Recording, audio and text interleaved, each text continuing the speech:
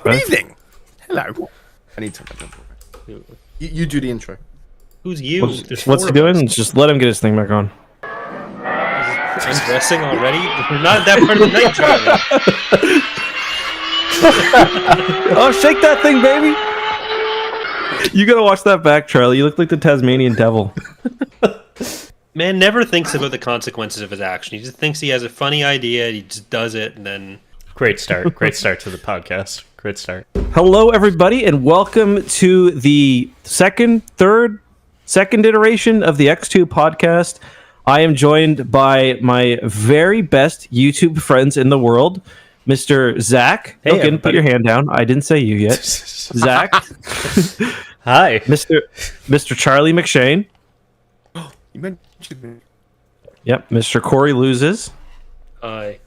Myself, Justin, and Ilkin. Ilkin, say hi. So, since we did the podcast in our last iteration, have we done what? Is this our third or second attempt? Is there a second attempt? No, I second. think? This is just our second. We've The talked second. about doing it again, like, multiple times, but then we didn't. So this is our second proper attempt of the podcast. We've added two new hosts this time because previously it was just Corey, myself, and Charlie, but we've got now Zach and Ilkin. So I thought we'd start this podcast episode out by kind of learning a bit about you guys. Ilkin, you've been doing the YouTube thing for a while. It's very interesting. Zach, you as well. So which one of you guys would like to go first? I nominate Ilkin to go first. Time. Sure. I have been doing YouTube for 6 years now, I think, if I'm not mistaken, maybe 7. I don't know. We started as a gaming channel and then decided that it's too much work because apparently learning a new game every week is not as easy as it looks. I didn't know you started off as a gaming channel. Did you actually find success that way, or?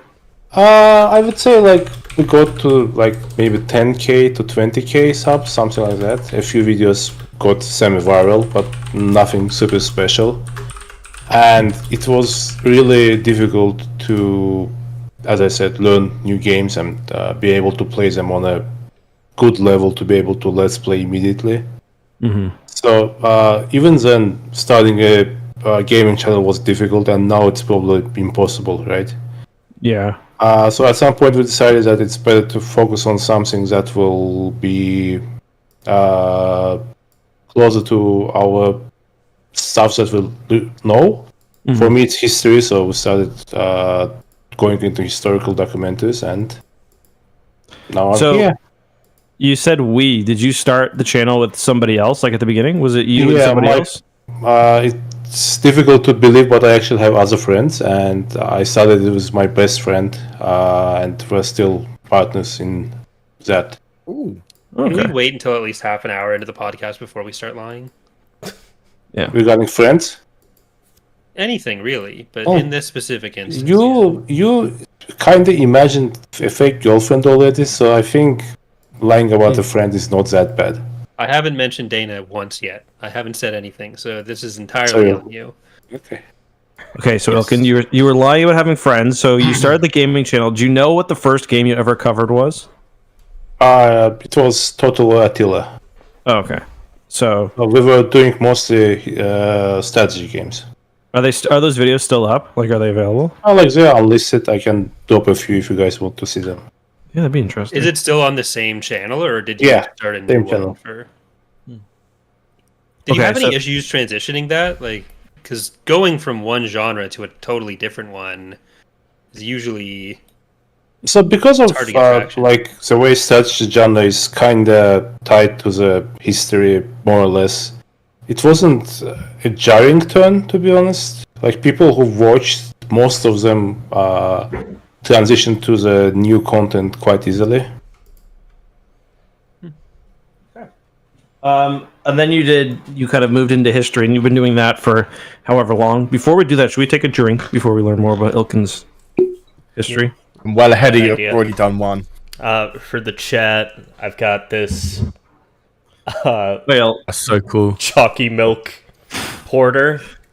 someone's gonna get sued for that.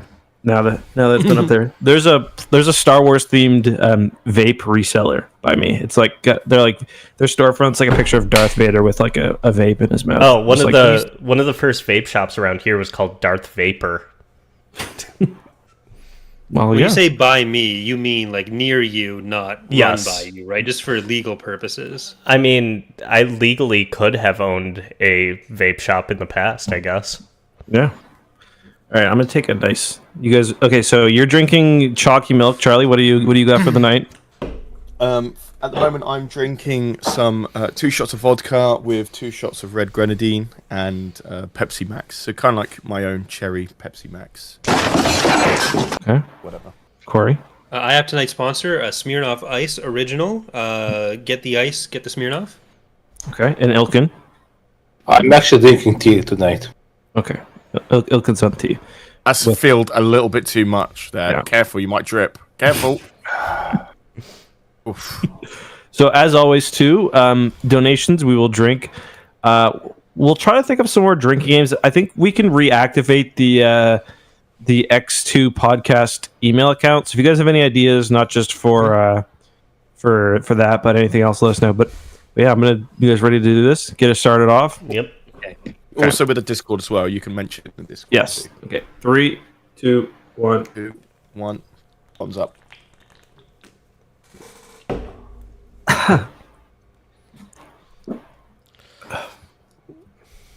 Yummy. So you want to tell more of your story, That was Ilkin? good. Now that I'm feeling a little warm in my chest, I want to hear more. So when we started doing historical documentaries, there were like maybe 3-4 channels doing it, and because of the way we were producing videos, we were able to kind of eclipse them really quickly, and So you started like hiring people and expanding. And, yeah.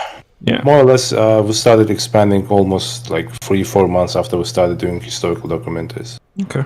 So it was successful. It was nice, and I feel like it's also a good way to call it fulfilling, I guess, because history was something that I was doing anyways. Like I have been reading history, learning history all my life. So doing it professionally was a good outlet, I guess. Yeah. My parents didn't like it much because they always hoped that I will be in academia, but I never had the heart for that. Okay. So how many channels do you have now and how many employees? You don't have to give exact numbers, just So right now we have 3 channels. Kings and Generals is a historical channel, and we started doing some modern political and military affairs too. The second channel that might be interesting for the listeners is called Wizards and Warriors. very It's good channel. focused on the fantasy and sci-fi lore, and it has a bunch of videos on Star Wars. So it might be interesting for the viewers of this podcast. And the third is called Cold War. It's kind of like a continuation of Kings and Generals, but it focuses only on the Cold War period. Okay. My fallback plan if my YouTube channels ever die is to hopefully I can work for you. I actually had the same plan, so Well, shit, my plan was to work for one of you. hopefully it won't happen at the same time. In 20 years, all 4 of us are just going to be working for Charlie.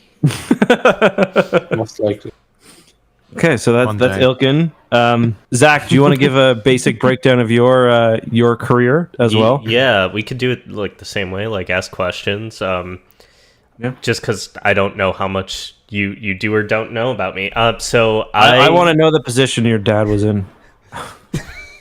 He works for Nintendo. Do you want to give him No. a call? We could. Justin meant sexually. Yeah. No, at a high school, I went no. to college for film. Oh, and okay. yeah, no, I wasn't going there yet, Corey.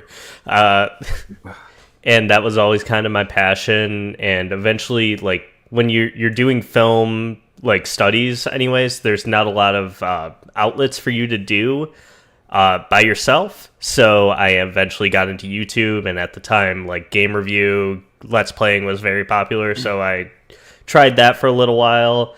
I loved your gaming channel, by the way. I really enjoyed making those, but the thing is, that's such a dead genre of video at this point. But I liked making. I think one of the ones that you enjoyed specifically was when Superman. I broke down how to make a good Superman game for the future. Yep, that was a phenomenal video. Yeah, that's one of my favorites, honestly. And then 2017, I started sending out a bunch of cold emails, trying to get editing work, and I eventually stumbled upon to the very early version of Eckhart's Ladder. And we started working on a couple videos. You had me editing here and there, and It was really early on because that was when I was still living in Toronto, which was for the first like 3 months of my. Because you would have had a much better editing setup than me. I was like on a $400 computer, maybe. I remember you were telling me about your editing software, and I was like, "No way, you're like," I couldn't believe it. So then, that was how we first got into contact, and over COVID, I think things just kind of like fizzled out for the most part. Like I slowed down on video production work for the most part, and then eventually came back. I did like a little bit of like community theater here and there, tried to figure that cool. out, get associated with actors and other like writers in the area, and then eventually got back into video editing, and here we are now. I feel like when I messaged you, I was like, "Hey Zach," because I think I messaged you to get you back on like the editing team. I think I was like, I paid you for everything in the past, right? Then I was like, "Do you want more work?" Yeah, no, I remember specifically the first time you paid me was the first time I had ever been paid for any kind of video really? work. Yeah, everything else I did was completely free. Intentionally free, or people just skipped out on the bill? Intentionally free. It was the years after that where people were starting to skip out on paying me. That's the thing with YouTubers. They always think like, oh, rules of traditional media, like journalistic standards and paying employees don't apply. Well, one person, for example, thought giving me a signed NES game was sufficient for payment. Signed Did by they them? work on it? Signed by them. Yeah, did they work Or on it? No, they didn't work on it. It was I'm just... sorry, I need to ask you a question. Do you even own the device, or was it just... No, I do. Like that was a big thing. It was until recently that I started like getting rid of my game collection, because I was collecting like a lot of retro and older games for a while, but with the Steam Deck and emulation, it's pretty unnecessary at this point. Says the guy with the giant fucking arcade game. That's different. You can't emulate that as easily. I remember I was doing a hockey jersey giveaway on the hockey channel, and I was like running the script I was running the recording past Brandon, and initially I was like, "I'll sign it too if you want." He's like, "Dude, you're a YouTuber. No one's gonna want you to fucking sign the hockey jersey that you send them." You'd be fucking surprised though. Like anytime when you go to like MagFest or PAX or whatever, like all of the YouTubers are constantly signing shit for people. So the thing that I've been dealing with for the past 2 years really, is all of like my oldest son goes to school, and he's a second year of school now, and he's got a really good group of friends, so the parents are always asking me what I do, and like I don't know why, but I don't like saying YouTuber, so like I'm always pretty vague about it. I'm like, "Oh, I do media," and then I make videos in my basement. yeah, or like I'll be like, I run a media company or something like that. And for like a lot of people, that's okay because they really don't care. They'd rather talk about anything else. But like a couple people have really drilled down, and I'll be like, "Oh, I do online work," and then like the first time I said that, I was like, I can't leave it at that because it sounds like I do porn. So like, "Oh, I do." I was like, I run some YouTube channels, but today, one of the moms came up to me and she was like, "My son is the biggest fan of your hockey channel." And I was like, she's like, "I'm sorry if this makes you feel weird." And I was like, "It kind of does, but..." Well, so back. Yeah, we're so That bad. happened to me this week. Well, so Something Ian, actually happened to me this weekend. Really? Where? Actually. Yeah, it's happened twice at the bar that I usually go at every weekend.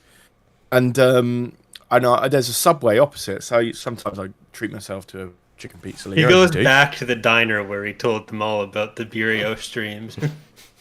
I'm famous, I swear. No, not those guys. I'm so famous. Sorry.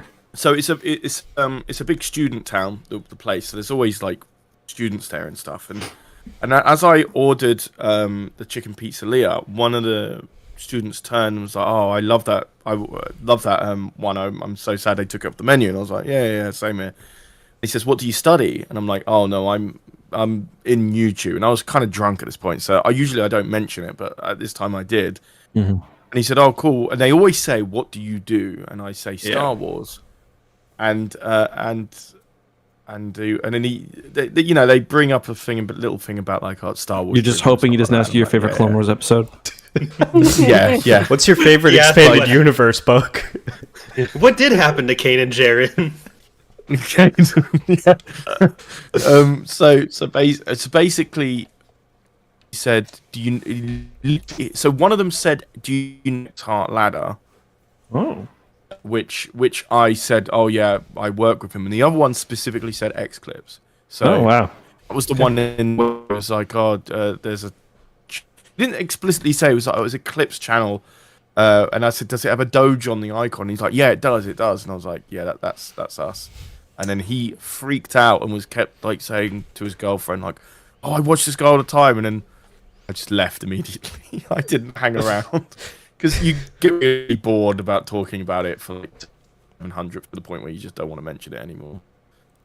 Yeah, I sometimes at hockey, like that's where I get recognized the most is from the hockey channel. And I'd say I get recognized quite a bit. Like if I play like 10 hockey games with random people, like I'd say 1, 2, or 3, I'll get recognized. And then it's really awkward because I'm like a brutally bad hockey player. Like in the league I play in, I might be the worst player. Like I have a great time, but I'm brutal. So I'm like, I'm sure that's not true. no, like I'm the worst player, and I'm okay with that because I have fun. Shower beers and try to skate. It's a good time, but I'm like, I'm sorry to ruin any illusion, but this is why I talk about hockey and not play it. Justin, you might have this experience also, but like when somebody asks you what you do and then asks a follow-up question about your YouTube channel, do you specify which one you do based on who you're talking to? Like, are you like, "Oh yeah, we do this hockey channel," if you know they're a hockey fan, or No, so like I try to what I try to say is like more that I manage them.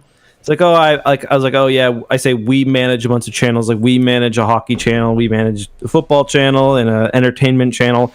I usually will just say entertainment, not Star Wars, but I always say pop culture just because it's easier to like rope those two. Yeah. That's a good one. Kevin Coolx in the comments said he got recognized in a Red Robin near his house. Yeah, Twice like, he's been recognized.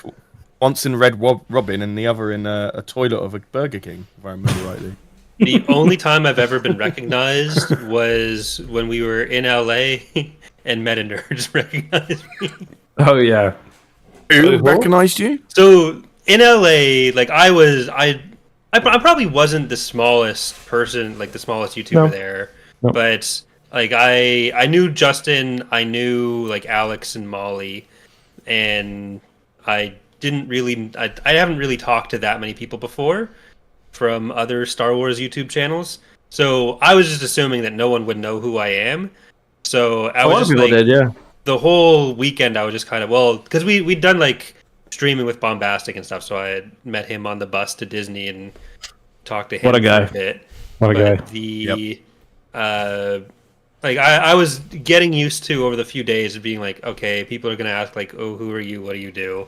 And then just I'll meekly explain roughly what I do, Meekly. and then we'll all get on with our lives, and they'll go back to talking to who they really want to talk to.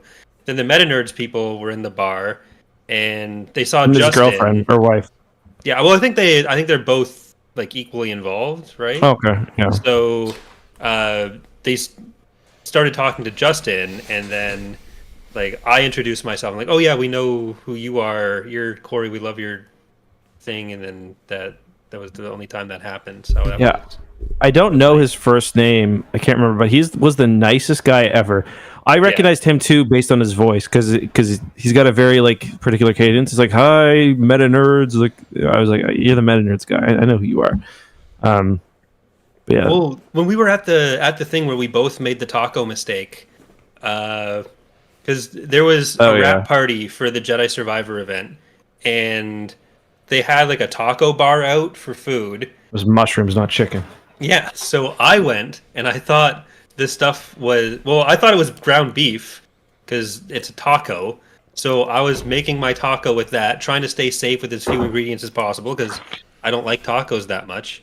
But I go back, I start eating it with Justin and Alex right there, and I immediately warn me. Want to spit it out because it's like a big mouthful of mushrooms. It's kind of gross. They're kind of slimy.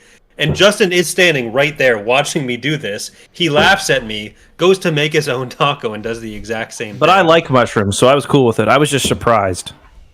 Like, I fuck with mushrooms bigly. So it's like a Golden Corral, but with tacos. I'll say Corey has some very harsh opinions about certain foods. I'm okay with mushrooms, but if I think I'm taking a bite of a taco that I've specifically made to be as simple, normal taco as possible, and it turned out to be a mouthful of mushrooms, that's not what you want to have happen. Surprisingly, I finished it. Like I didn't whip it across the room. It stayed in my mouth. It just wasn't ground beef. You guys been to Golden Corral? Sorry, I have. I went to one in Orlando. It was very disappointing. I haven't, but dude, we probably went to the same one. I was at a buffet on Continental Avenue earlier this week, and it was pretty good. I don't know what lane it would be on, but if you guys want to laugh at me, not only did I get food poisoning at Golden Corral, I don't think it's your fault. Yeah, that's you don't cook your own. You are not the only one to have food poisoning at Golden dirty Corral. In there. I filled up my plate. And then I realized I put the wrong gravy on. I wanted the KFC gravy, but I put on the roast gravy, and I didn't like. So I handed the plate to one of the cooks. Can you? I don't want this. Wait, when you say KFC gravy, do you like? You got like brown gravy and black gravy or something like that, and there are two different beef gravy and chicken gravy. KFC's chicken. Okay, yeah, I get what you're saying now. I put the beef gravy on, and I didn't like it, so I handed it to one of the cooks, and they got mad at me. Yeah, I would be too. Oh dear! I'm just imagining you walking up to. Have you ever seen the Old Country buffet like training video, Charlie? No. I highly recommend watching it because it's one of the most awkward performances I've ever seen. And the dude in it is just super uncomfortable. I'm imagining you walking up to this guy and being like, I don't want this. Get rid of it. I read that sometimes. I don't read That's basically what it sounds like. Cool. So, Charlie, have you... going up to someone and saying something is just entirely... That's the weird part to me about what Zach just said. In any situation. What was you going to say, Justin, before I read this? Oh, I was going to ask about if you started your Pokemon channel yet, but let's read the donation, have a drink. Okay. Bearcat with the $5 donation saying, "Evening, lads. Since spoiler bans are off, why can't a Circa put a ship frequency to 0 and get the fuck out of Pedria?" Pedria? I don't know. Because she's a woman? Oh my god. I'm just Sarah's podcast is about to become a lot more popular. Drinking, and we're drinking, and you got to be careful because our next podcast is going to have a woman on it. So I hope you're okay with that. Who? I don't know any women. The voice actress for Crystal? That's the one. She responded. I was did? finally able to DM her. Yeah. She's interested in having a call to set up. A time for her to come visit. Yeah. All right, so we've caught up with Ilkin and Zach. Charlie, I know everyone knows you, but I'd like to get a life catch up from you. Are you working on your Pokemon channels? Like, what's going on? Fill us in. Well, thanks for that. And Charlie did send me. Well, there's no backhanded compliment there. I said everyone knows you. I'm just kidding. No, Charlie sent me the invoices, guys.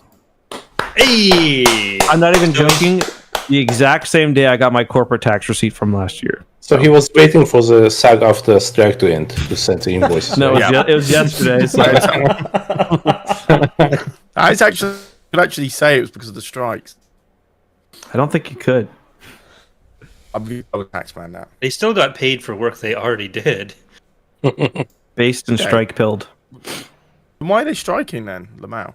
Anyway, They're not anymore, my friend. I am doing good. Thinking back to the day that you saw me outside a fast food restaurant on the floor, choking on a bone when I was picking off the bits of chicken KFC bargain bucket, and you said, want to edit for me? You smelled like wet And dog. I said, yeah, and I said, yeah, I'll definitely do it because I don't have to use DaVinci, and and that's yeah. Besides that, good. Had a bit of a thing with the police, which is cool. Wait, what? Wait, what? It's not that no, I just missed my driver awareness course, and I call them and say, please, give me another meeting. Eating, Okay. as you do. And then what else have I been up to? Fuck. No. Are you working on the Pokemon channel? I want to hear about that. Yes, so I've already spoken to Steven about it. We haven't actually. The only thing I've done is written the scripts for Pokemon Red and Gold about Glitch City and stuff like that. It looks like I'm just going to be editing it anyway. Okay.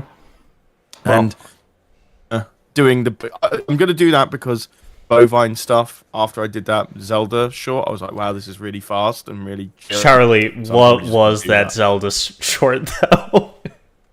Amazing. No, It's the literally information amazing. was all wrong. No, it wasn't. I just got He must Avid be new wrong. here. You didn't mention the director that they have signed on to the project. I literally pumped that out within yeah, fair enough. But yeah. Besides that, just So you feeling good about Yeah. things? You feeling happy? You happy? This is what I yeah, care about. I've been We don't hear from you ever, productive today. Charlie, anymore. I'll speak for the rest of the guys without asking them, but we miss you. Like, you used to be in the chat all the time. I don't talk to you anymore. I know we have to reignite where'd my it. best friend go? And I'm saying this, I'm not even drunk yet. So what's Aw. going on? That's fair enough. Yeah, Charlie, did I you think, notice at the start of this, Justin downgraded us all to best YouTube friends? That's not how he used to talk about us. It used to be the three sexist lads hanging out every Thursday, the best of That is friends, true. and missed it's that. all over. Yeah, I won't go too deep into it, but after some shit that happened, I was kind of like off the grid for a little while. But I'm coming back. The grid is ready. The grid has open arms. It says, Charlie, insert yourself in me and clamp down and I will. I will. inject me with your friendship. Like, I will use Like- I'll use stable diffusion I was, to get that. I was gonna say, visualized. inject me with your friendship, like, fucking, what's his name? The Oscar Muppet, and Taylor Oscar the Swift. Grouch did to Taylor Swift, yeah. No. I got kind of bricked up at that picture. Is that weird? I'm not gonna lie. Yep, I did reverse image Google it to see how it was generated and if I could do the same thing. I nearly opened that while I was in a movie. No, don't. Even if you find the capability to do the same thing, don't do the same thing. It's And well, yeah, incredibly I did immoral, have to, and what you probably care more about actually illegal. So I did. I have to care, leave. like, I think If it's first you party share it, outward. it's illegal. If you don't share it, it's not illegal. if you create it, Yeah. it's still illegal. I don't think so. I'm Yeah, pretty okay, sure it big is. brother. Yeah, okay. I'd love to see the police try and get that off a hard drive I've drilled through. So I was at school the other day talking to I almost said some of the other moms. I'm like one of the moms there because I take August to school every day. But I was going through my pictures trying to show them August in his hockey gear, and they're like kind of looking at my phone. I scroll past that picture of Luigi with the giant fucking ass, like.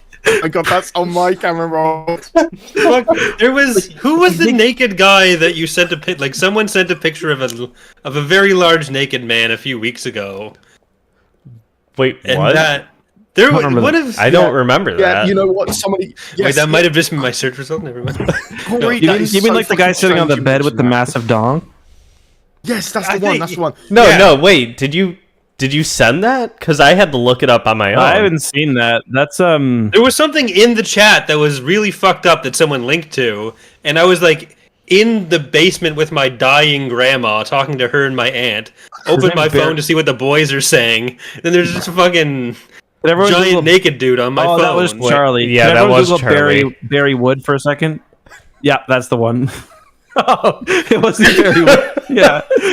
Listen, okay, right. So Corey, it's so weird you mentioned that, right? So I was doing for Halloween. I did a drinking game, right, with Truth and Dare cards, and one of them says "Show your camera roll" to everyone in the room. So I gave my phone to everyone with my camera roll, and it was absolutely fine until one of the girls came to that image and like, oh my fucking god! Oh, I love that phone back, please, love. Like, You need to replace that with like show your YouTube history to everybody in the room. Okay, I gotta say, the moment I was most disappointed in Charlie in my entire life, I'm not even joking, missed videos, whatever, late stream, whatever, was when I put that fucking gorilla video in the chat and he didn't watch it. I had to send it to him on Instagram. I missed that one. No, that was so good. Like, that is one of the funniest videos. Like, I watched that video and I was like losing it laughing just thinking about how much you like it. I actually did laugh out loud when I saw it. It was so fucking good. Then say that. Yeah, we miss you in the chat. Come on. Wait, can I? Yeah, I'm so sorry. Look, if you want to maintain a healthy sleep schedule, you have to move Do it to on your own time. Halifax. You gotta do it. Yeah. That's fair. Are you photos like this of me? Maybe you might like that. Yeah. My roommate's girlfriend took a photo of me and my roommate, and we said, "POV, you've fallen over, and we're here to help." Like that.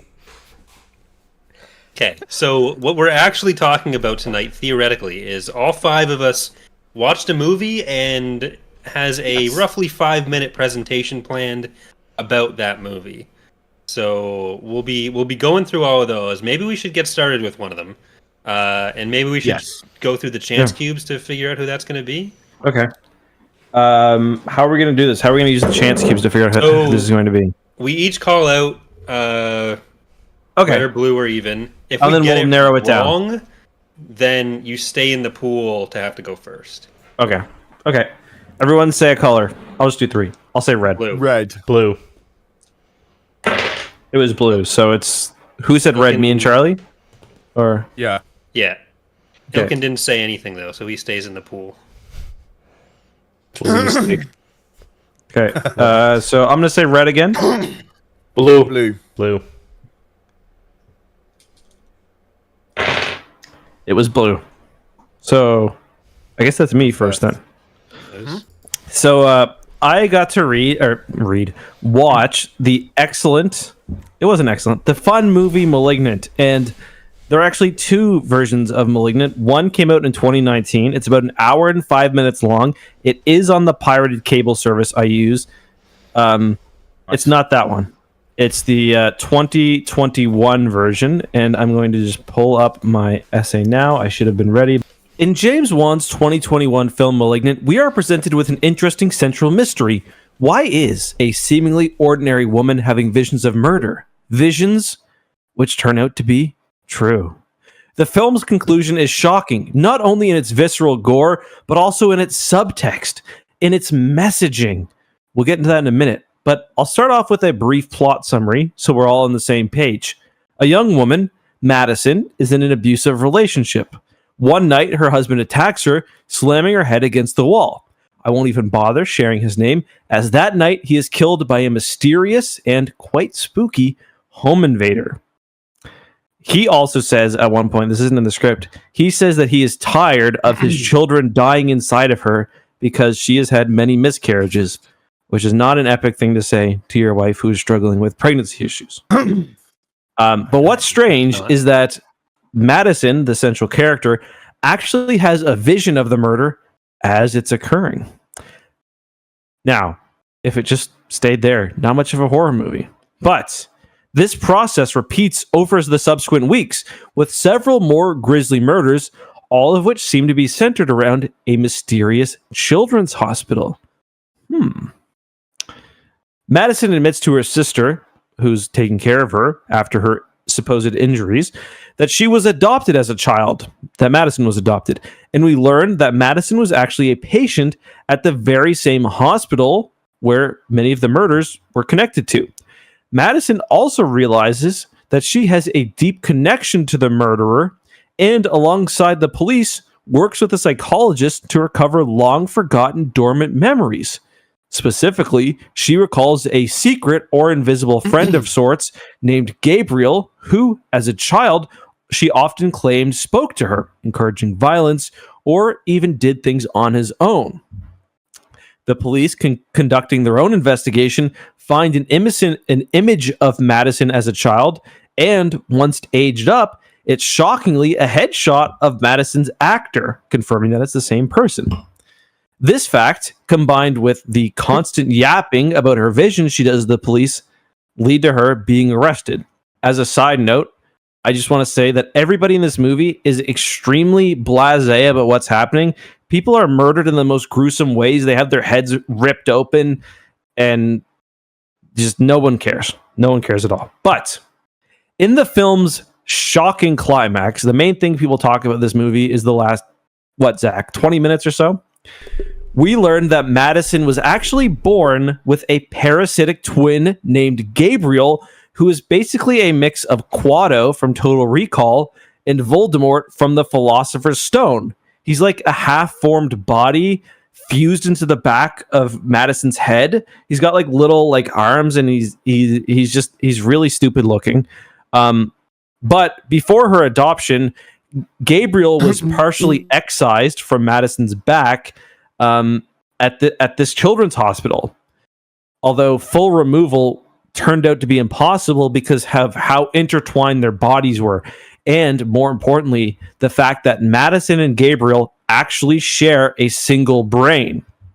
So what they did was they essentially carved his little useless arms off, they scraped most of his face off, and then they sewed her head back together with her kind of blissfully unaware of Gabriel still kind of existing and chilling in the back of her skull.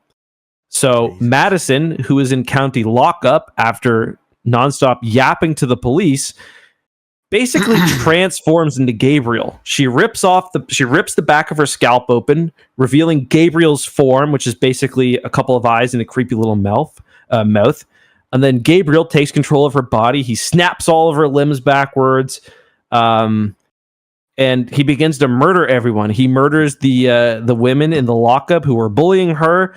And then he murders all the police officers in the station, which is pretty based. And as this was happening, a lot of people are shocked and horrified. But for me, empathetic tears just began streaming down my face. She's like, well, it was my body the whole time and my brain. So on the surface, we've got a pretty basic horror movie with an interesting twist. But I think you guys are probably already here. The messaging of the film should be obvious. This is a love letter to one of the most marginalized and hated groups in existence, furries. And this is, I think, a call to end anti-furry discrimination. Because to many of us, furries are much like Gabriel and Madison, where Madison outwardly projects as an ordinary woman. Deep within her brain and her identity rests a second identity, Gabriel. Now, our natural reaction to Gabriel is one of disgust, which is a lot like seeing a grown man dressed as a rat in a fursuit, which hasn't been washed for months. Although it's strange and revolting for many of us, Madison and Gabriel are, in reality, one and the same. Madison can't exist without Gabriel. And even when society tries to excise Gabriel like a tumor simply because he's different, he remains within Madison. And that's because, despite the pressures of societal norms, one can never truly stifle their authentic self. It doesn't matter if you burn the fursuit, the wolf remains within. So even when Madison is not And like, here's an example. Even when Madison is not knowingly in her persona, as she is during the final scenes, it's still taking control. She just doesn't recognize. It was her killing those people and her seeing the visions. This is similar to how a furry may not openly practice, but you can still sometimes catching them accidentally lost in thought, looking at a dog using the bathroom at the dog park. It's only upon deep psychological reflection that these effects can be discovered, like how Dave Filoni keeps putting wolf shit in movies and TV shows. So, what's interesting, though, is the method through which Gabriel, or the fursuit, is removed. While he is literally taken out through surgery in the movie, it clearly serves as a metaphor for the softer but no less potent societal pressure faced by furries.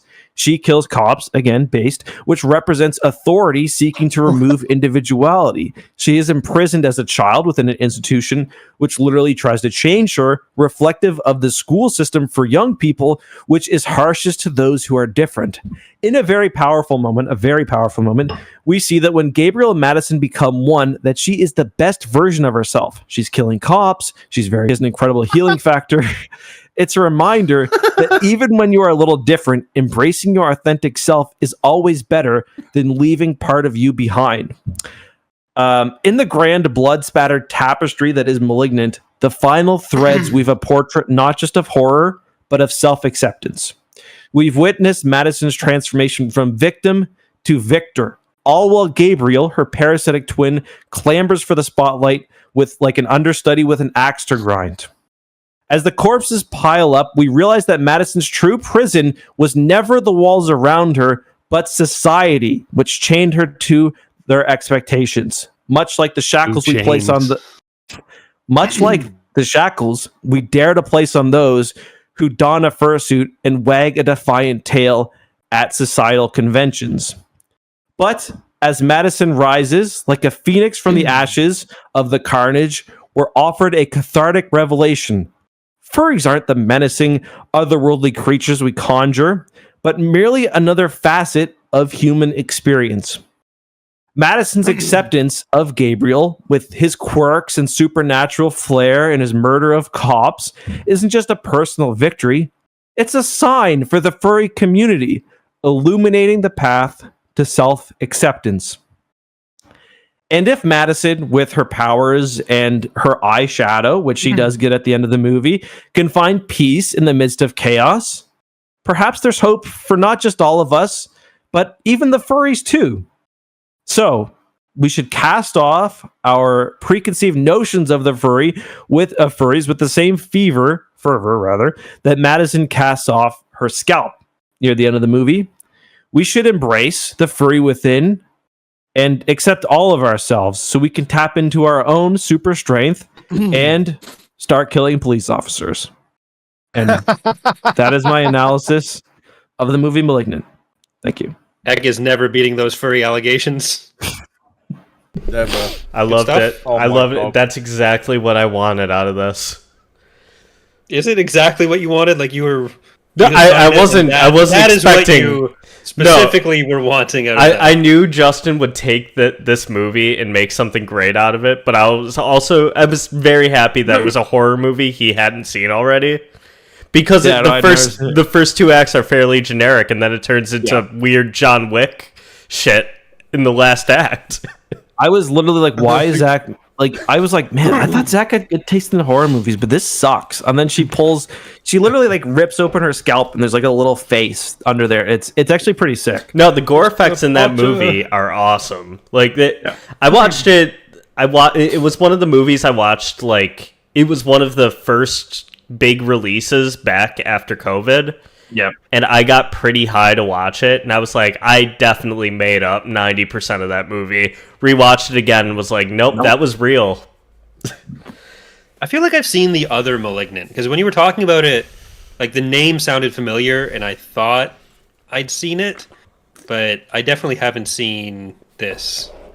So, yeah, the other one was like I'm looking it up. It's also on Tubi, because I looked up. So at first I was like, oh, I got the wrong one on my cable series. So I looked up on Tubi, and that's the other one. So if you want to check it out, Yeah, so like I was watching it, and my first idea, especially once he started, so like there's a lot of really funny details in that movie. Like the supposed really fancy doctor who gets murdered has a book that's just called Genetics. Like it's like she's got like a book on genetics, and then another book that's just called Surgery. My initial idea was to write to write an essay about the kind of societal expectations stifling creativity, but then I thought it'd be funnier if I threw furries in there. Yeah, no, agree. that's the best choice. That was the perfect. Just like the movie, your essay followed a formula and then threw in a plot twist that completely changed the genre. And you know what? I like that. I will say, I while the furry part was a joke, I think there are parts of what I was saying that may actually be subtext in the movie. Yeah, But- literally, Mar is like shaking and quivering right now after that. I think that listen, I have a deeper respect for the furry community after writing that essay. I know we're doing the chance cubes, but I legitimately would love to go next. By all Go means. ahead. All right. Are we just gonna We're gonna do plow that through big- all of our stuff now? Let's just do a big drink first. Yeah. Yeah, we got to do a big drink. Before we do it though, this is the first rum that is not flavored like gingerbread that I have had in a long fucking time. Let's give a round of applause. I made it. End of the alcohol is an gingerbread. idea. Thank you. Shout out to Corey for taking 2 shots every podcast and going, "Whoa, I'm so fucked, guys." He never says that. He says, I gotta go to work. SSB Chicago. I wish he would do us the When benefit have of- I ever sounded like that, Charlie? Just because I'm Right, not I'm ready. rolling down a hill every night doesn't mean I wasn't drinking anything. Right, that is one of the funniest photos we've ever taken since The funniest from thing. that. The three of us together, Zach Yeah. covered in fucking vomit. I thought about getting it commissioned. Oh, Dude, please I do. look like I'm buzzed. Fucking hell. Let's do this. Do you want to go Exactly. next? Oh, Charlie, if we're doing it now, then Charlie should be fine. You can go. Okay. yeah. All right. So Justin Very assigned good. me the film Shallow Hal. I had never seen it before, but I knew it by reputation. All Did right. you like the Phoenix song in there, by the way? I think it's Phoenix. What part of the movie? When they're in the club. Oh, yeah. Is that Phoenix? Yeah, I think it's Phoenix. All right. What is the most sinister day in human history? Many moments in time may come to your mind, but think recent. One moment in history has left a profound impact on many lives, probably all of ours in the last 2 decades. Something that affected not only where it happened, but also shook the rest of the world to its core. Parents didn't know if they could protect their children. People didn't know how to move on. And it seemed as though we would never be able to laugh again. History is filled with dark days, but 2001 will forever be remembered as the year the world changed with the release of Shallow Hal. Shallow Hal is a vessel of evil left over from the late 90s gross-out subgenre of comedy, and it's disguised as a heartwarming comedy that could have changed minds and made the world a much more inclusive place. However, its evil outweighs, no pun intended, any amount of good that could have been found in this movie. As we go on, I will delve into these aspects and find proof that Shallow Hal was created by emissaries from hell. However, it was dashed by helping to launch one of the most beloved careers in the last 2 decades of Hollywood. Much like the protagonist at the beginning of the film, you'll look at Shallow Hal on a surface level as this purely gross and reprehensible waste of time. Taking one look at the poster sets an expectation for what the movie is going to deliver, and I will say it does a fantastic job summarizing the plot. Jack Black, in his first leading role, plays Hal, a horribly uncharismatic man who was the closest movie character I could see being a brain cell subreddit user until Harry Styles' performance as a basement dweller in Don't Worry Darling. You may be wondering, how exactly does somebody as lovable as Jack Black come off like every man in every single Tinder date from hell story? You give him a best friend played by George Costanza, whose career was in a downward spiral at the time due to the ending of Seinfeld. He plays a character similar to Costanza, but seems to have forgotten what made that character likable to begin with. Also, Jack Black's bandmate, Kyle Gass, is in the film, and I can't help but feel like he should have been his best friend instead. Gass would have offered more of an innocence to the character to make him more likable to the audience, and his chemistry with Black is already fantastic. Shortly into the movie, Hal meets life coach Tony Robbins, playing himself.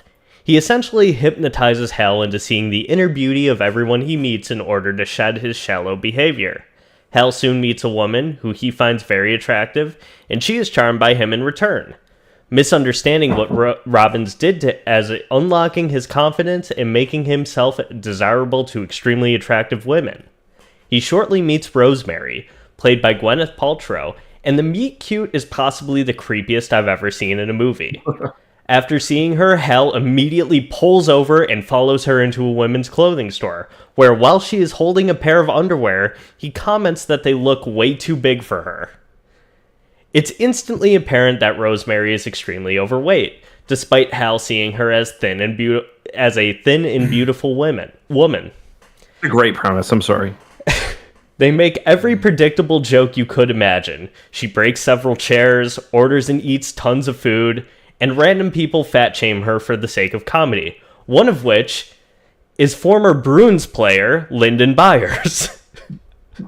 This centers on what is probably the biggest problem with Shallow Hal. The comedy is just not that original or funny. I expected going into the movie that it would have outrageous gross-out humor, since this is a film by the Farrelly brothers, who really paved the way for this subgenre throughout the 90s with movies like Dumb and Dumber and There's Something About Mary. The few things that got a laugh out of me were the visual gags that went completely over the top. Having Hal recreate the finale of An Officer and a Gentleman by carrying Rosemary away, only to cut to her carrying him. Jason Alexander's character being revealed to have a tail that wags when he's happy. And Jack Black's genuine confusion when Gwyneth Paltrow takes off and throws a large pair of underwear at him. With a movie like this that already has the baggage of appearing as a movie filled with body shame and a premise that encourages fat phobia, they needed to figure out a balance between comedy and heart. The heartfelt moments do mostly work. One of the more sincere moments comes shortly after Hal is no longer under the spell and encounters a young girl who he met earlier in the movie and showed her unconditional kindness. Oh, this part made me cry in the movie. He now sees that she is seriously burned and treats her the same way he did earlier, despite a shallow nature. I also really believe Jack Black's arc in being with Rosemary because of who she is rather than what she looks like. What spits in the face of this, though, is the very sincere story. The very sincere story is told through techniques that do not work. For most of the movie, we see Rosemary through Hal's perspective, Gwyneth Paltrow with no modifications. However, the brief glimpses of reality the audience sees is through what I assumed was a body double. Initially, I thought, alright, at least they actually hired a plus-sized woman, and when the spell eventually breaks, we'll see a different actor. But no, for the remaining half hour, we get Gwyneth Paltrow in a fat suit that was just about as tasteful as the one they used for the masterfully made 2006 comedy Date Movie. Paltrow stated she despised being in the film because of having to wear the fat suit, and wore it offset the first day it was applied to get in the mindset of her character, saying she didn't think the film would be harmful till she experienced how people treated and reacted to larger women.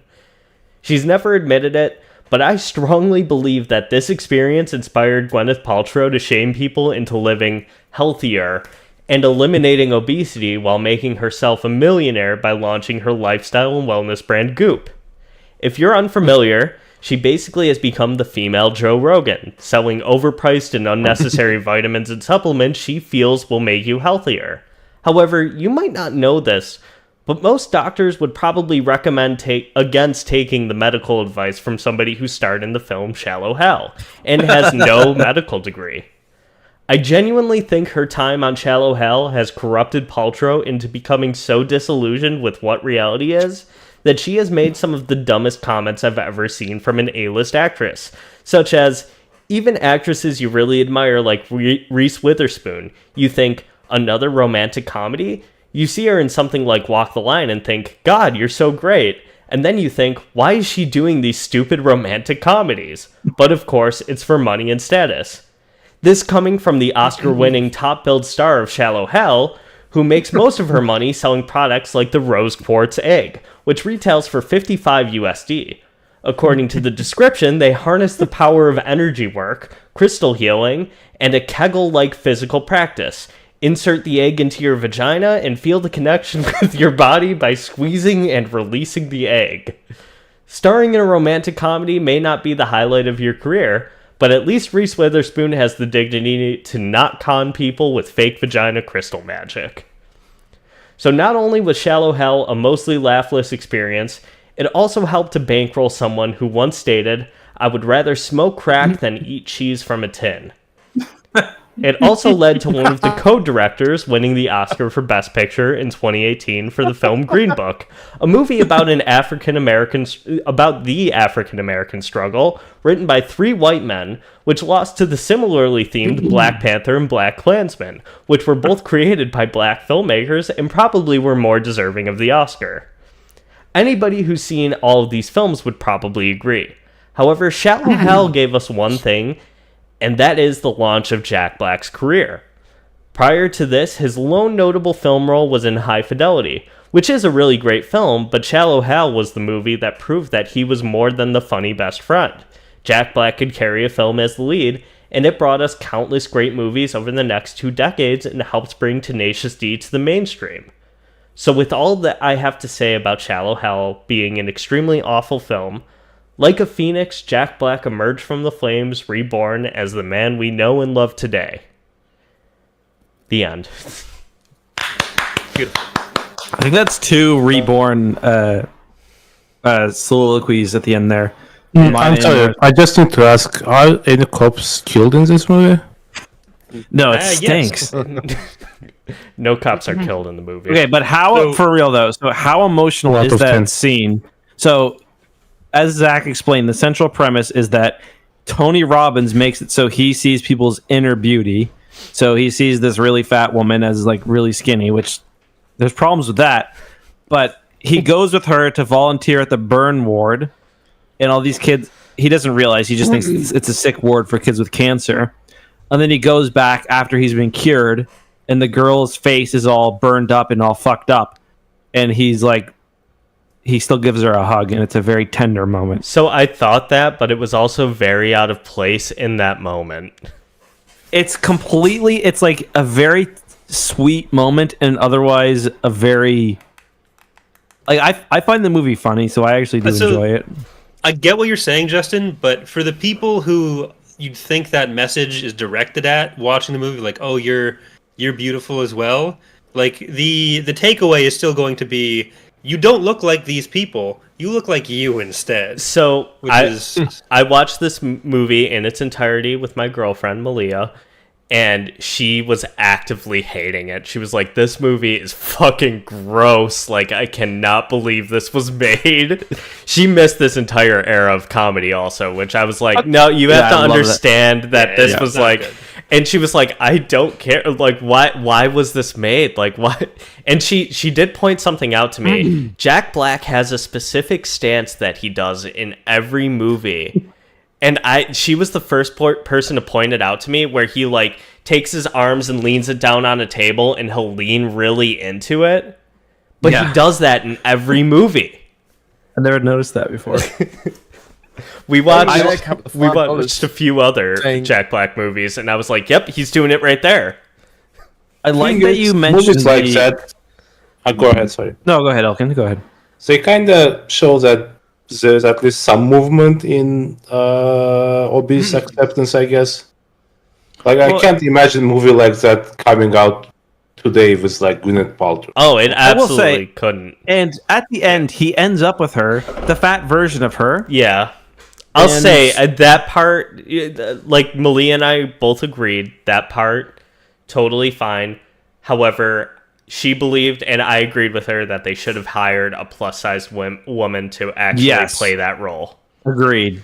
And they shouldn't have ended it with the joke of the car going off balance. It's weird because it's a movie that, like, at its most basic level, does have a good message. Yeah. But it's so, like, offensive and rude along the way. I love it. Like, I think it's funny. I actually think a lot of what it does is really clever. because like every attractive person he meets is ugly in some way, and there's like, well, that you know what part I mean? in the club is just egregious. Yeah, where he's like, I was dancing with all these hotties, and Jason Alexander's character's like, those are fucking ghouls.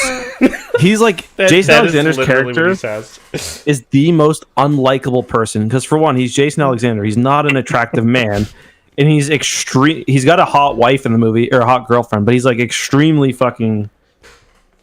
Yeah. I'll also say Bearcat's $5 donation said Yes. also excellent, Zach. Also Tony Robbins, that didn't age well. I originally included something about that in the essay, and when I read it from Malia, she was like, I think you should take that out. I don't think that part's very necessary. But essentially, in 1984, Tony Robbins had a child separate from the marriage that he was about to have, and then they divorced in 98.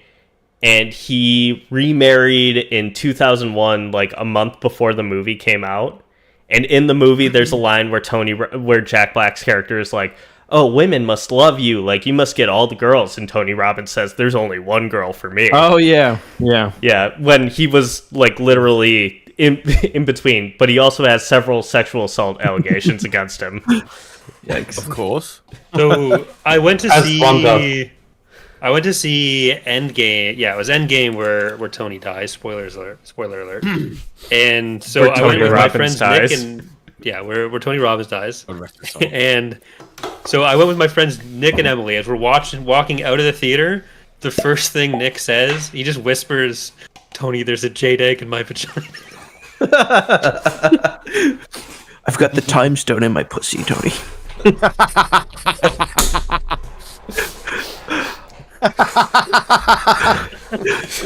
Get Yeah, over I here can't with the Power Stone.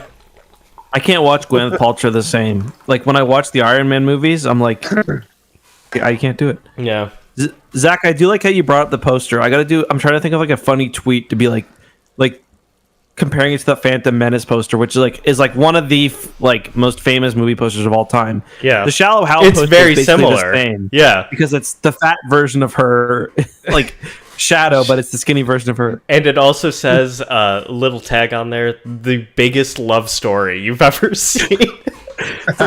So many like the message is fat people are okay, but like they take so many shots at fat people along the way. They call her George Costanza, fucking what's his name in real life? Jason Alexander calls her a rhino the first time he sees her. Like you're fat too, dude. What do you mean? He's fat and he sprays his hair on. Oh yeah, and he's got a tail. Yeah, 90% of comedy before 2010 was just, what if someone was fat and what if someone was implied to be gay? I Those also are the only jokes. I didn't include this, but Jason Alexander. I said he has a tail and it wags when he's happy. But at the end of the movie, he meets a girl with a dog, and he's like, "So you like dogs, huh?" And they show him and the girl walking away, and the tail just starts wagging, and it's the funniest part in the movie. Yeah, that's at the wedding, isn't it? I think. Yeah, when they're leaving, or the going away party, because she's going to the Peace Corps. Oh yeah, Yeah. with the guy with the bad dandruff. Yep. Like, there's another guy who's like his ugly features that he's got dandruff, like really bad dandruff. Yeah, like that's one of the parts I feel like they should have explored more in the movie, is that he sees men the same way. Yeah. Yep. Except for the guy who's got there's the guy who's got the disability. Well, like I was like that is somebody who frequently. Yes. Have you ever seen Stuck on You? yes, I was gonna say he's like actually got I forget what condition he has, but He's so is got. that why they had to make Jason Alexander be a dick, so that by their logic they could make Jason Alexander look the same? Because otherwise Hal would know what's going on. I guess that's probably why, right? Yeah. I follow through with my idea that his best friend should have been played by Kyle Gass, though. Yeah. He shows up Take a in the drink. movie, but he's just like this lame side character, Yeah, I forget who he plays, but I remember seeing him in it. like his coworker. Oh yeah, Yeah, he's only in like 2 minutes of the You're movie. right. Yeah. Well, how will it do on IMDb? I think it's probably, Probably like a like 6. 6.2. See, I actually enjoyed the movie. I understand why people don't. I think it's it's a product of its 8 out of age. 10. 8 out of 10. No way. 6 out of 10. Yeah. Okay. like, What's yeah. I Love You Man at? It's got to be like a 6 out of 10. I feel like it's higher. I feel like people think I Love You Man was a good movie. Erroneously, but I think they think that. I just like it for the rush scenes. There's lots of rush, isn't there? There's a couple scenes of like the actual band, like they go to a concert. I remember There's a lot of Paul Rudd and Jason Segel just playing on their own. I remember a very clear product placement scene where Jason Segel puts his phone in a holder on his motorcycle to go drive down the road. Yeah, I was like, there's so much product placement, which makes sense because they hired like every actor that anyone had ever heard of at that point for that movie. Like, there's the entire cast of like SNL, Brooklyn Nine-Nine, Arrested Development, The Office, and Parks and Rec in that movie. I feel like making Corey watch the most degenerate stuff and like find the progressive message in this. Find the leftist love for Chuck and Larry. There is like almost a progressive message in that movie, but they use so many stereotypes throughout it. Which one is Chuck and Larry? Is it the ones they are firefighters? Yeah, they're firefighters. Yeah, they pretend to be gay. Okay, I love how you've seen that movie. I love that.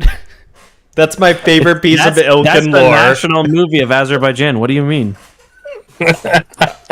It's like their Simple Jack. Thing is, like, for instance, Spy Kids I have never seen before. Like, because obviously when I was growing up, we were not watching like kid movies from the US, right? Mm-hmm. But then around, I think, late 90s and early 2000s, a bunch of movies were translated slowly and surely into Russian and then Azerbaijani. So that's why I kind of know 2000 movies better than 90s movies. Mm-hmm. Yeah. I will say, especially like unpopular ones. Ilkin, as soon as you put a message in the chat about the movie being extremely horny, I've forgotten everything about that movie, but as soon as you said that, I was like, oh yeah, he's right. I remember watching really There's like, I forget which Spy Kids movie it is, but there's one where they get like attacked at their headquarters. That's the second one. And I was like, man, I wish I were a Spy Kid right now. I'd love to get in this fucking brawl and just throw a punch at a bad guy and just fucking. That's what that movie did, though. That's what those movies did. They made you want to, like, they gave you that feeling. Oh, totally.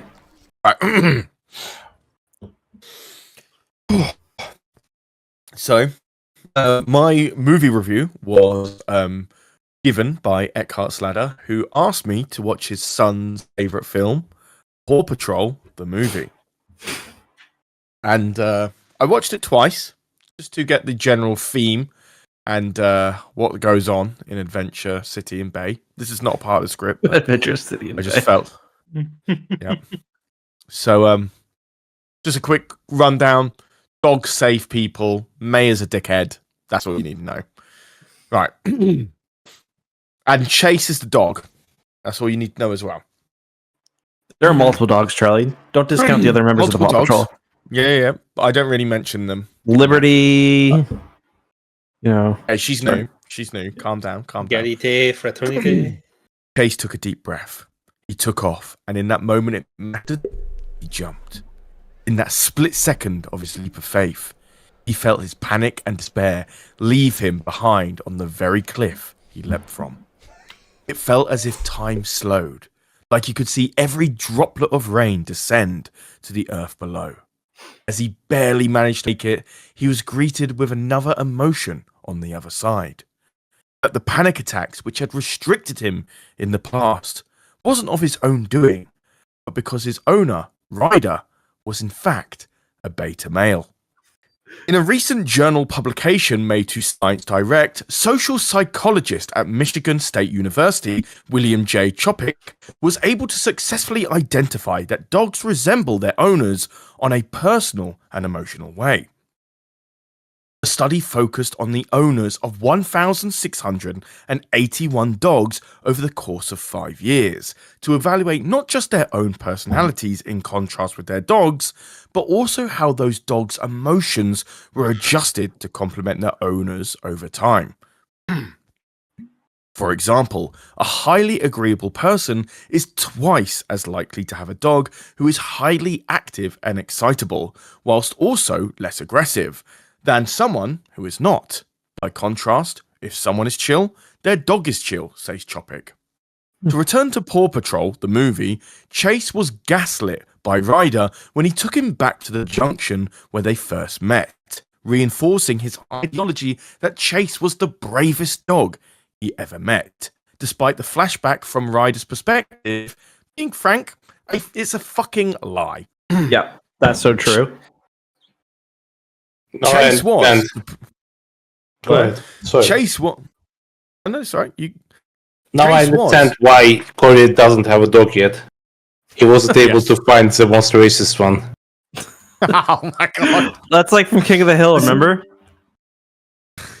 Listen, you're not supposed to make funnier jokes than my script. I'm sorry. Your script's been great so far. Sorry. Yeah, no, I I have really. to wait. I have to wait. I didn't make the joke, Corey. Forgive me. I didn't make the joke. You used a lot of. I feel like you did something like this for your last one, right? Like pulled up the signs. Yep, you did. A bit more direct this time. A bit more direct. Yeah. I'm enjoying it so far. Continue. But you're right about the flashback where he's standing in the middle of the road doing nothing. He's a total pussy. But yeah, continue. Despite the flashback from Ryder's perspective, being frank, it was a fucking lie. Chase was, to put it lightly, shitting himself. And that false courage was instilled in Chase. Not because Ryder wanted him to feel better about himself as a dog he wasn't, but because Ryder was in need of a business opportunity. It's clear the dogs do most of the work, and whilst Ryder does instruct his pets and anchor himself as the main source of communication between the pups, he is the one who does the least amount of physical activity, hiding away in safety, and when he doesn't, he puts himself in grave danger, forcing Chase's hand and needing to take his leap of faith to save his low testosterone owner. Testosterone. He's like 12. So why does these similarities exist? The study doesn't address causes, but Chopik has a hypothesis. Part of it is the dog you pick, and part of it is the dog it ultimately becomes because of you, he says. Chopik says that when adopting a dog, people tend to gravitate towards one that will... Chopik says that when adopting a dog, people tend to gravitate towards ones that will naturally fit their daily rhythms, whilst puppies that are adopted have more of their influential time around their owners, which helps the adjustment period. Animal psychology and behavioral expert Zazie Todd says that it's important to note that the 5 main traits widely used for evaluating people's personalities, extroversion, agreeableness, conscientiousness. Good, Thank buddy. you. Conscientiousness, negative emotionality, and open-mindedness heavily reflect their pets, all of which Ryder severely lacks. To conclude, Chase's journey throughout the 2021 blockbuster wasn't to overcome his shortcomings in tense situations, but to release himself from the low-level Stockholm syndrome he had developed by being under the management of Ryder. It's crucial to remember that Ryder never actually saved Chase during his moments of panic. That's to Marshall and Sky, respectively. And it was, Great and point. it wasn't. It was up to the panic-stricken pup to save his owner the moment he decided to engage in physical activity. The only thing Ryder's the only thing Ryder is riding is the success of his fucking dogs, and he certainly doesn't have the dog in him. Look, Charlie bought a fucking JSTOR subscription for this. Great. Thank you. Where are you do finding like how- these research papers? I like how that's your thing, though. Yeah, it's because like I find the angle, and but when I watched it the first time, The first time you watched it more than once. I watched it twice. The first time I wrote it, I had to try and figure the title, and my title was "How Panic Attacks in Dogs Insinuate Beta Behavior from Owners." and then I was just like, okay, well, how can I link that? And I was like, oh well, pets mimic their owners, so that's when I started looking at research papers for that, and then linked it. Yeah. Charlie, Yeah. you can't downplay your essays anymore. Yeah, you did You've great, got to Charlie. stop. Yeah. Yeah. I was Thank you, genuinely guys. concerned when we haven't heard from you all week, and then I made sure you remembered. I checked in on Oh, him too. dude. Oh yeah, I you watched did. it twice. I watched it on Wednesday, came up with the title, sat on it for a little bit, and then watched it again today before writing this. Did you watch the video that I did, Charlie, on YouTube about I did one Yes, about. I was gonna say that's Yeah. my only frame of reference is your video because I showed I've it to watched- Malia and I was like, "Isn't this fucking brilliant? This is comedy gold." And she was like, "I don't know what the fuck you guys are talking about, but this is." I'm doing one this year on the Grinch because the Grinch has like Oh, a I lot love of, like the new animated one. Oh, okay. I thought you were talking about the Oh, Ron Howard. It's like Jim Carrey. it's got one. a bunch of very strange like aspects where there's references to Canada, for example. Like they go to the food store and there's like Canadian maple syrup. There's references to Christ in some of the songs they sing. So like I want to talk about how like Whoville exists in like a post-apocalyptic world or something. I got to figure out the angle, but I did that with Hallmark a few years ago. Hallmark. Yeah, I did like the I Hallmark miss when we Cinematic watched Universe. Can we watch a Hallmark video this Christmas, please, as well as the Trailer Star Boys? Wars. special? We gotta find like the worst Hallmark movie to watch. So the They're all the cable. same. They are, but some are worse than others. Some have lower production values, I should say. What was you gonna say, There was Justin? like 3 filmed in Halifax this summer because they filmed them in summer. There of was a course. few filmed here over the summer too. But the Can we watch one from Halifax? I can look for one. I I'd find the love name. that. Yeah. So the cable like rip-off service I use has a full category for Hallmark movies, like Hallmark Christmas movies. It's got 300 movies in there. So Oh, that's like half a year worth of the Christmas movies then. They're Yeah, so they- cozy, man. They're actually so fucking cozy. Dude, my Like, grandma- I actually like them. to My feel grandma safe. puts them on all year, and I'm just like, how can you watch this shit like every day? Because it's the same movie I could. every time, and Yeah. it's just the worst shit on the face of the planet. Like, at least kids, when they rewatch the same movie over and over again, most of the time it's an exciting movie. It's a movie with a plot. Hallmark movies just do not have plot for the most part. It's a fulfillment thing for your poor old granny, right? Because if you think about it, people watch Friends not because it's a good show, but because they don't have friends. Because it's so a they comfort project. show, yeah. Yeah, they project onto something where they're like, I wish I had that lifestyle. Well, I had 5 friends that Yeah. were close to me when they don't have one. It's a projection thing. once I That's realized why I that, watch Friends. So just to confirm, I like watching Matrix because I'm living in one, or I want to live in one. Yes. Like, I want to live in the Matrix. In what? Yeah. Sorry. The The Matrix. Oh, The Matrix. are you red pilled I or mean- blue pilled, Elkin? Yeah. If you want to live in the Matrix, you're blue pilled. Yeah, he wants. I find it. Anybody find it ironic that like all these chuds use red pilled when like the Matrix was written by 2 trans women? Well, the Matrix in itself is a trans allegory, basically. Like the whole. Or you could say it was about furries realizing acceptance in themselves as well. Or you could also say that the Matrix was ripped off by several graphic novels from the 90s. Also about killing cops, obviously. Well, everything's ripped off Nice. from everything else, Zach. You They can't- do But kill a lot the of cops in Matrix, the Matrix. is very specifically ripped off of like 2 very well-known graphic novels. Okay, but yeah, it's and like easy the Hunger to draw. Games and Harry Listen, Potter are all ripped off. manga doesn't exist. No, it's You not. can rip off- It's not manga. You can rip off manga, you can rip off comics. It's fine. It's easy to write a comic. It's hard to have a slow mo 360 bullet shot. So I will say that's very impressive, and am I the only one who feels like the original Matrix is the only worthwhile one? no, I love Reloaded. I disagree. You like Reloaded? Okay, I think Reloaded is Is that incredible. the third one?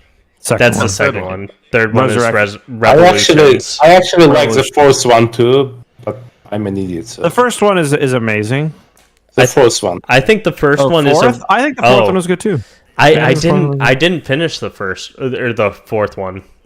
if you watch it like with an open mind, it's actually I tried really hard. it's a bit too meta. I understand that, and I understand why people would like to dislike it. But like, it makes so much sense in terms of like world history and where we are right now. Yeah, no, I agree. I agree with that, but I will just, and I'll also say the performances are really good. It's just the action sequences, which should have been the best part of the movie, just didn't really deliver. I've got a question for you, Zach. When's the last time you watched The Matrix Reloaded? Right before Resurrection came out, so 2021. You still didn't like it, He watches all right? No, I like it. I think it's a decent movie, but I don't think it's as good as the first Matrix.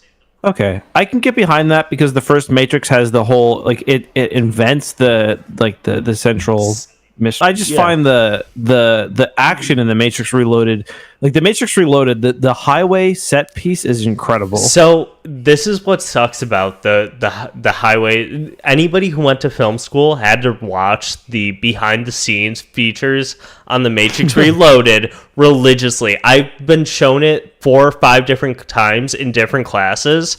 So I know every trick that they use. So that scene has been ruined for me. Okay, fair enough. Yeah, I'll give the Matrix that release, that it's like been ruined for me because of film school. In short, the first thing I learned from watching Spy Kids was that my friends hate me. And now that we got this out of the way, again, to preface, I had no experience or very little experience with the kids' movies from the 90s. Like, I know from osmosis that Spy Kids and such are really well regarded as a family movie. Spy Kids was released in 2001, just to make that clear. Jesus. It's a bit out of my age range too, I guess, because I was 14 in 2001, so it wasn't really my cup of tea, even if I watched it. So the basic premise of the movie is that at some point in time, 2 spies, 1 woman and 1 man, played by Antonio Banderas and Carla Gugini, but at some point they become lovers, and they marry and they have 2 kids. And this is where we see Antonio Banderas' mustache for the first time. And honestly, maybe it's something about me, maybe it's something about Antonio Banderas, but I have never seen a movie with Antonio Banderas that's not super horny. Even like his most recent movies, he's like 60 right now. Even they are extremely horny, and they still remain like that. Basic premise of the movie is that at some point in time, these 2 spies they save the world. And I kind of need to open IMDb because I don't remember their names. But they stopped doing the spy thing, and their kids think that their parents are extremely lame. There's a scene at the start of the movie where Antonio Banderas, his name is Gregorio Cortez in the movie. He sees his son being bullied, and the father of the bully is like, "Yeah, kid, go get them," etc. And Antonio Banderas kind of tries to stand up to him, and at some point, at the end, I wouldn't say chickens out, but he doesn't want to go into confrontation, probably because he doesn't want to reveal his spyness. So we see that the kids think that the parents are lame. That's very important for the premise of the movie, for the story of the movie. And number 2, we see that the kids do not get along well. And the whole story is basically built around getting the kids to become friendly, and for the kids to see that their parents are actually not lame, and for the parents to see that their kids can actually do the spy thing. That's the most basic way to put it. But the story continues with Alan Cumming, who I actually like very much as an actor. I haven't seen much of him, but whenever I see him, he has this weird comedic edge to him. Cumming has a TV show, a show on TV, which basically is a kids show, and one of the kids, a boy, really likes the show, and I think we start seeing like early examples of this consumerism that will take over people like Corey. If you look behind him, Body Pillow and such, in this movie was the first precursors of this, the harbingers of it. And at some point, the kid grows up and becomes Corey and buys all this Star Wars memorabilia. Can I just show you something really quickly?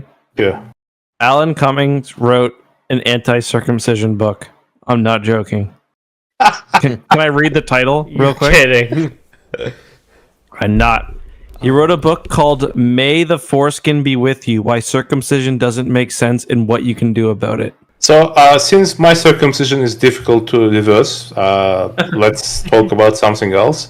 Other spies are being abducted, and so the father and mother, what's their faces, Gregorio and Ingrid, they go on a mission to try to save the abducted spies, and they're obviously abducted themselves. And it becomes clear that Alan Cumming and his team, let's say, they're turning children into robots in order to take over the world. Like, Oh, yeah, I remember that. the son of the president, the son of prime minister, the son of whatever, are turned into robots in order to take over the world. After the parents are abducted, the kids are attacked by Alan Cummings' people, and that's where we start getting some spy action from the kids. They escape. They find their uncle, who is played by Danny Trejo. Incredible. Oh, yeah. Okay, And- you know the movie Machete, right? Yes, It's the same I- character. I know. It's the same character. It's incredible. Is it really? Yeah. Uncle Machete. Yeah, it is. Oh, I didn't know that. And despite the fact that Uncle Machete does not want to help them, the kids finally reach their parents. Shenanigans ensue, and they use Alan Cumming to reverse the robots into kind robots, and we're back home, where the kids get a call from the spy agency, and they now go on a mission. That's the basic premise. So I wouldn't say that the movie was bad. I actually laughed at a few places. And overall, the message is really clear to me that it's a good movie to show to your like children, to get them to get along. Or me. Elkin, I loved your review of the movie. I'm so Yeah, happy I with know. it. I What would you feel rate like- it then? I'm really bad with kids movies. I need to watch something serious to be able to form a serious opinion. Elkin, We'll give you something serious next time. I'm not kidding. I want you to watch the rest of the Spy Kids movies. I'm sorry, I lost you. I can't hear you. Okay, so I was assigned the film I Love You Man. Okay. Do you love the man? No, I hate this movie, but that won't come across in my review, don't worry. I Love You Man is a 2009 film starring every actor from every sitcom of that era, about a friendless man looking for a best man for his impending wedding. The developing friendship between straight-laced Peter Clavin and supposedly free-spirit Sidney Fife is used by filmmaker John Hamburg, cinematic mastermind responsible for social and political watershed documentaries Zoolander, Meet the Parents, Meet the Fockers, and Little Fockers. The original Zoolander? No. Oh, let's go. Wait. The same person did not direct all of those films. I don't think he directed it. I think he wrote it. Okay. He was It's in his involved in best- it's in his filmography in a significant way. Anyways, to make an incisive, unrelenting Marxist critique of modern capitalist society. Peter Clavin is a real estate broker in Los Angeles, and the class disparities between him, his lower class new friend Sidney, and his real estate client Lou Ferrigno, best known for his part as the Incredible Hulk in The Incredible Hulk, are Charlie used to Stalo. highlight The Incredible Hulk and the Incredible Hulk. are used to highlight the ongoing and eternal struggle between the proletariat and the bourgeois. Why Eternal? We are going to win soon. No, we're not. The movie makes this clear, Elkin. Pay attention. In order for Clavin to be viewed as a success, he must sell Mr. Ferrigno's Los Angeles estate with one tragic irony. None can afford to buy this opulent symbol of conspicuous consumption, leading Peter into a depressing spiral of so-called open houses, where a selection of sandwiches and other foods are cut into small samples for guests, as a way for rich potential buyers to simulate the lifestyles of those who can't afford to actually eat bigger sandwiches. It's at one of these open houses where Peter meets Sydney, who was attended as a poor person with no intent to buy the house, solely wanting to eat the food being provided and symbolically, with his attendants, deconstructing this situation, beginning to break down the facade on which these class divisions rest. Sydney points out to Peter that one of the other open house attendees similarly has no intent to buy the house. The car that this guest has arrived in is nowhere near expensive enough to make them believe that this man has enough money to buy this massive house. He's instead only touring to impress a date, as in modern society, financial capital is in many ways equated with social capital. Securing a lasting relationship is impossible without the fiscal means to support it. A problem also reflected in Peter and his fiancée Zoe's many comments about their money being tied up in their own upcoming nuptials. This man is touring a house he can never hope to own, being exposed to a realtor who also can never hope to afford a house that big, while acting as an agent of a much richer man, by another person doing this exposing who could similarly never afford it. Within the commentary of these social issues, Hamburg, whose name sounds much like one of the fast food items enjoyed by these lower classes, is simultaneously exposing the fraud on which the system rests and the divisions within the lower classes imposed from on high, which make class solidarity unlikely. We, the audience, are tricked into laughing at these men through the time-honored tradition of a 3-minute fart joke, all while Lou Ferrigno is theoretically buying something even bigger than this house. Further research shows the aptness of Ferrigno's selection as the film's ultimate villain, as he sued his own brother, Andrew Ferrigno, for using their last name in business ventures. Is that true? Yeah. Oh my god. As Peter and Sydney become closer, Sydney introduces Peter to his more bohemian lifestyle and the principles of openness. No topic is taboo, and this is a healthy development for Peter, at least at first. But once again, the character details reveal the mastery of Hamburger. Sydney's last name, Fife, is shared with Fife, a county in Scotland. In 1598, a group of men from Fife, called the Gentlemen Adventurers of Fife, were given the right to recolonize the Isle of Lewis by King James VI. Fife had long been occupied by the MacLeods. However, recent acts of Parliament had required documentation for land claims by local chiefs, a requirement which Highland chiefs were less often able to match compared to Lowland chiefs, leading to the continued process of degallicization.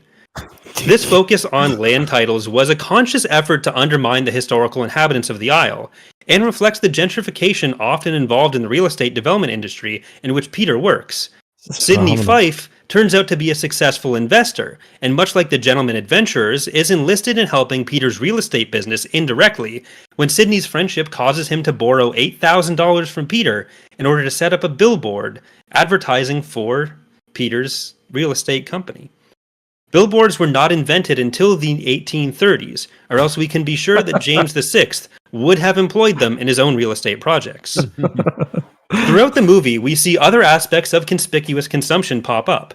One of Peter's other candidates for a best friend, John Favreau, is approached by Peter about playing music with him and Sydney, as Peter had seen Favreau's piano in prior visits to Favreau's home.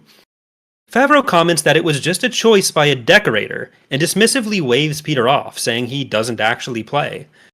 This matches with Favreau's well-known disdain for musical arts, best demonstrated by a 2022 episode of his Star Wars series, The Book of Boba Fett, where he blows up a female-owned establishment known for live music stylings. This kind of rank misogyny is another theme throughout the movie.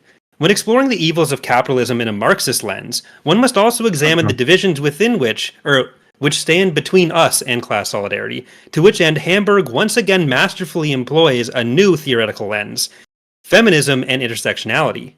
Sidney's supposed policy of openness, you see, never quite extends to women. While he forces Peter to share his deepest secrets, causing a deepening relationship between them, None of these comments or conversations are allowed to be shared with Zoe, and we regularly see him objectifying or lying to women, who in many cases in the movie are reduced to one-dimensional caricatures with little agency. This culminates in a golf game where Sydney is the date of one of Zoe's single best friends, and the women are portrayed in this game as incapable of understanding the sport, a sport which is typically used to symbolize the lifestyle of the obscenely rich due to how boring it is. Sydney's rule of never allowing women to play sports with him is justified more in his mind as the women keep failing to keep pace with the men, and his date hits him with a ball in the shin, causing a massive immediate bruise. Had more collaborative planning been used, the group could have allowed faster players to pass by them on the course before continuing themselves. And had the men been behind the women, i.e. metaphorically having their backs, Sydney would not have been in danger. Rashida Jones's Zoe character accurately points this out as a need for more practice and a lack of support driving these issues. These are the true reasons for the skill disparity, rather than the inherent qualities of gender. Ultimately, one would hope for the movie to end with the collapse of Peter's real estate company as cooperative, worker and inhabitant-owned means of production and living quarters emerge in downtown LA. But Hamburg instead shows us the nefarious future awaiting us if something doesn't change, disguised as a happy wedding. Yeah. Sydney takes his place as Peter's best man after helping him secure a sale for Ferrigno's house, who attends the wedding as a groomsman as well, bragging to other groomsmen about having put Sydney in a headlock, choking him out. The same choking out that awaits us all if we do not act quickly. I remember one at some point and just entered the realm of Corey's just shoving tanky propaganda to the EcksToo viewers, and I'm fully for it.